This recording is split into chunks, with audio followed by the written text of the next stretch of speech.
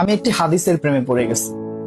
হাদিসটা হচ্ছে ঠিক এমন যে যখন বান্দা একটি ঘরে কান্না শুরু করে এবং তখন আল্লাহর ফেরেশতারা বলে যে আল্লাহ তোমার এই বান্দাটা কি জন্য কষ্ট পাচ্ছে, এবং ফেরেশতারা আল্লাহর কাছে কান্নাকাটি করে বলে যে তার মনের ব্যথাকে তুমি আল্লাহ কমিয়ে দাও। তখন আল্লাহ তাআলা বলেন যে আমার বান্দা এমন কোনো কিছুর মায়া পড়েছিল বা ভালোবেসেছিল যা আমার চাইতে সে বেশি ওই জিনিসটার প্রতি ভালোবেসে ফেলেছিল।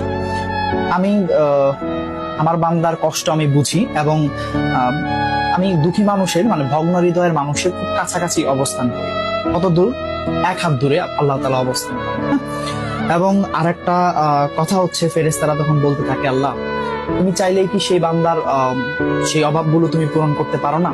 তখন আল্লাহ তাআলা বলেন যে আমি ওয়াদা করতেছি আমার বান্দা যে জিনিসটা তার জীবন থেকে হারিয়েছে তার চাইতে অধিক উত্তম জিনিস আমি তাকে দিব, যা দেখে পৃথিবীর মানুষ বিস্মিত হবে।